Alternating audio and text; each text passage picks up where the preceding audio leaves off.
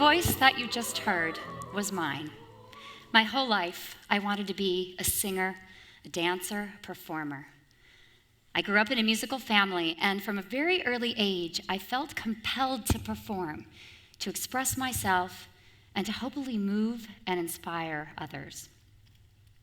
When I began my vocal training, my professional training for a career in opera and music theater, however, I discovered that my voice was prone to injury.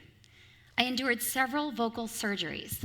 So the recovery period from vocal surgery includes several periods, 2 to 3 weeks of complete silence, and then your voice returns as a tiny squeak, and then is slowly and gradually followed by a resonant sound that gains in strength and volume over time.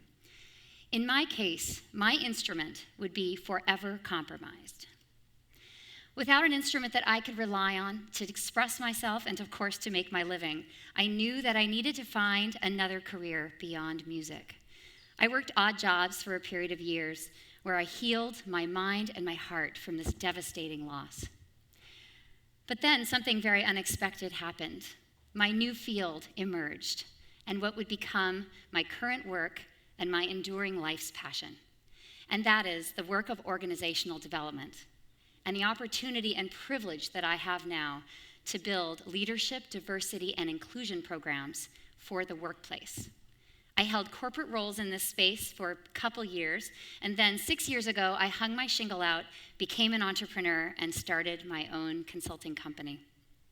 Today, I get to work every day with talented colleagues who share my passion for building more inclusive workplaces for the future. So in hindsight, I was indeed meant to value and leverage my voice, but just not as a singer, but rather to tell my truth and to create a safe space for those who historically have had little or no voice to tell theirs. Many talented employees in today's workplace tell us in focus groups and interviews that they don't feel comfortable bringing their whole selves to work. They are just getting by every day, but they're leaving their truest talents and deepest passions elsewhere. In any organization where this is true, you can bet that the bottom line is being impacted. I find this concept of not feeling comfortable bringing your whole self to work especially powerful personally, because it was my story too. During the years that I was an employee in corporate America, I held back, afraid to tell my truth for fear of being judged. So there are visible and invisible aspects of diversity in all of us, and I am no different. What you think you might observe about me as true, like my race, my gender, my generation, and what you may not perceive about me or wrongly understand, my educational background, my religion, my sexual orientation.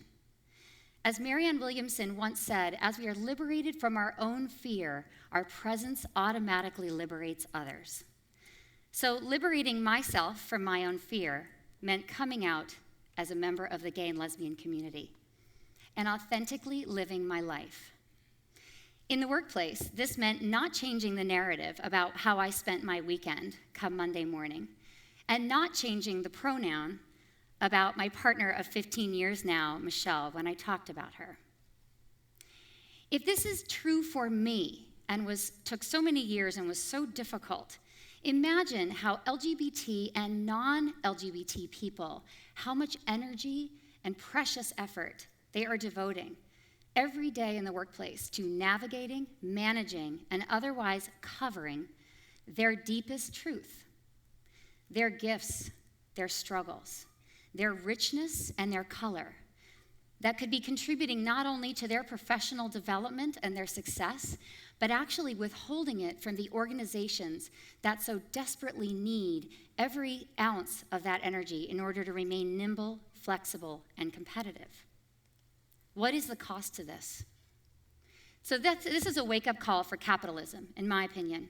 Capitalism is still saddled with homogeneous management teams that do not reflect a diversifying marketplace, which they are allegedly selling to. It is also saddled with hierarchical management structures built in a command and control era that stifle innovation and diverse voices. All kinds of organizations today, for and nonprofits, are struggling to capitalize on the exploding buying power of minority communities and markets.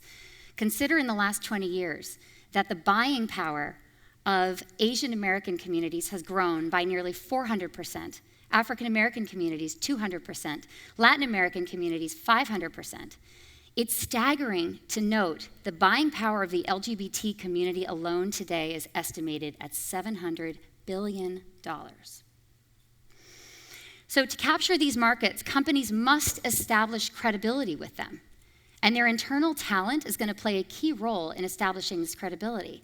But it must be done right. In the age of transparency, word travels fast when companies do not walk the talk. So what's working? We see things that are working in our consulting work, and one of the things that excites me is the presence of employee networks. Thousands of employees strong in some companies.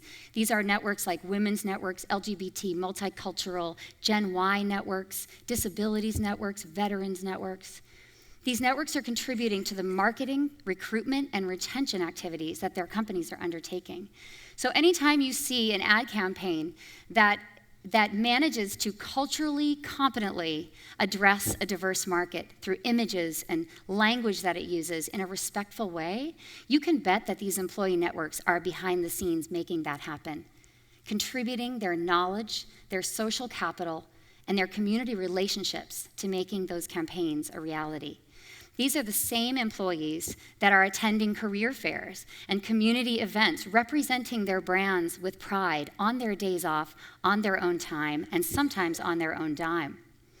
They are vouching for their employers as great places to work. So you can't buy endorsements like this. Additionally, the war for talent is still raging. Recessionary environment notwithstanding, companies are still seeking the best and the brightest, and they vie fiercely to place on lists like the Diversity Inc. Top 50 Companies for Business, Top 50 Company for Diversity, excuse me. And they are still valuing that more than ever because they know what kind of message it sends to the diverse talent that they are trying to source. And lastly, it's very interesting to note, over the last 10 years, the publicly traded companies on that same list, the Diversity Inc. Top 50 Companies for Diversity, has outperformed the 3 major stock market indices by an average of 25%. So diversity is good for business and the bottom line. But we will need more voices, more courage, more acts of inclusion for the road ahead. My advice, of course, never take your voice for granted. Challenge yourself to bring more of your full self to work every day. Think about inspiring others, not just with your job performance and how hard you work, but who you are, what your story is, where you came from, what shaped you, the challenges you faced, what made you who you are. Be curious and inquisitive. I call it being culturally dexterous. Ensure your language is always inclusive. Take responsibility for organizational culture, even if you're in a small company. And finally, be fluent in how diversity enables business.